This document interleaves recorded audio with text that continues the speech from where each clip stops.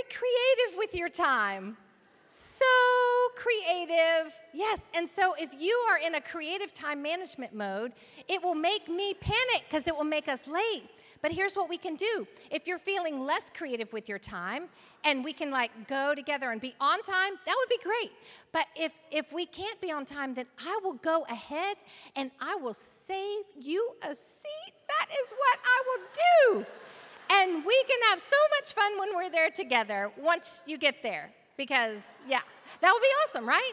And that's how you, instead of building a barrier, establish some boundaries.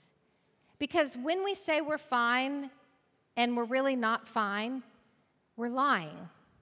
Because we're not really telling them the truth. Here's our verse. Proverbs 10, verses 18 and 21. He who conceals his hatred has lying lips. Ouch. The lips of the righteous nourish many, but fools die for lack of judgment. Do you remember the 2 exploder reactions? We had to bring something in that moment of conflict, right before our reaction. The pause and the perspective. The stuffers are needing to let go of something in that moment, right before we react in a conflict. The stuffer who builds barriers is going to have to let go of pretending. Let go of pretending. Determine to be honest but kind when offended. Reaction number 4, the stuffer who collects retaliation rocks. The stuffer who collects retaliation rocks. I can be this with my husband. You see, when my husband and I were dating, he liked to run, and I liked to spend time with him. So I pretended that I liked to run. And we ran and we ran. And then we got married. And on one of our first days on our honeymoon, he said, I know, let's go for a run. Why would I want to do that? I have you now. Like, I don't want to run, ever. Well, he was very confused by this little bait and switch that I had pulled. And so he kept asking me every day, do you want to run? And I would just smile because I didn't want conflict, and I would just say, no, thank you.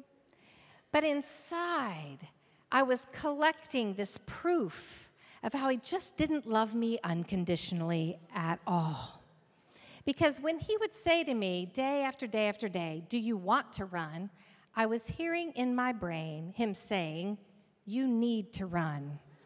And I was taking in all these gulps of bitterness. And you see, the stuffer who collects retaliation rocks, we just smile and we say that we're okay. But all the while, we're collecting proof. And we think to ourselves, that's okay. I'm going to get you back one day. And we collect all this proof, and it starts collecting. It's like an oyster that takes in a grain of sand. And that oyster coats it and coats it, coats it and coats it. And that's what I do when I'm gulping down all my proof. I'm coating and coating and coating. Only what I'm forming is no pearl. It is a rock of retaliation that I will eventually hurl at this person when the stuffer is no longer a stuffer because they get pushed one time too many.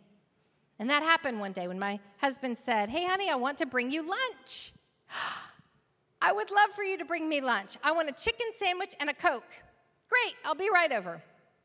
So he brings me my chicken sandwich, and I smile, and I think, hero. But then he puts my drink down, and I had ordered a Coke.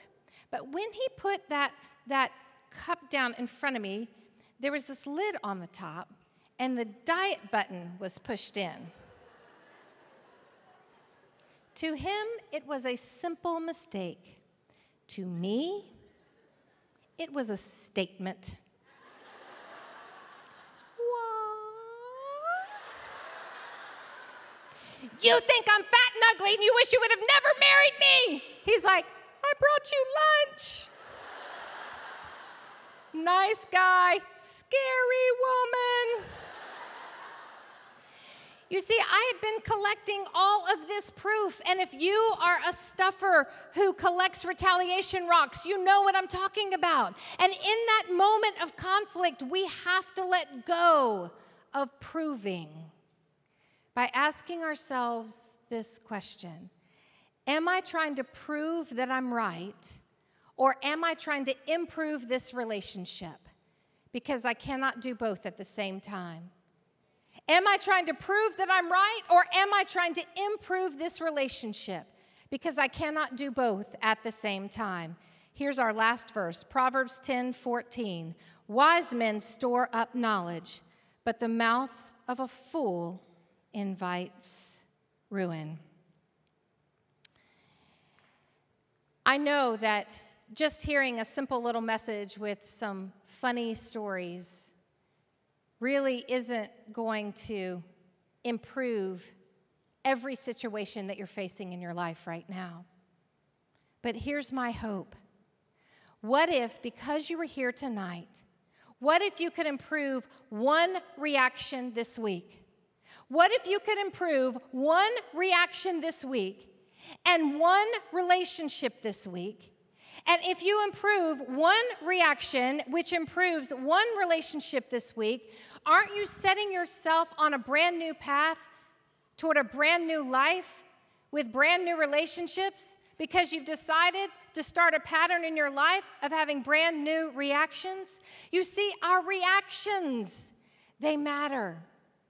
They matter so much more than we can even possibly know.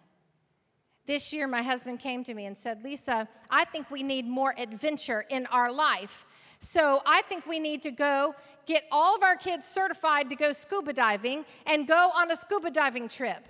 My two sons, who are from Africa, they lived half of their childhood until they were 13 years old in Africa. They looked at my husband and said, no, because they grew up with a healthy respect of don't go near animals that can eat you. You know what I'm saying? My three girls did not grow up in Africa. They don't have that same respect. So they're like, yes, let's go. And so we go get them certified to go scuba diving. And we all go out as a family. We all go on this scuba diving trip, minus our boys.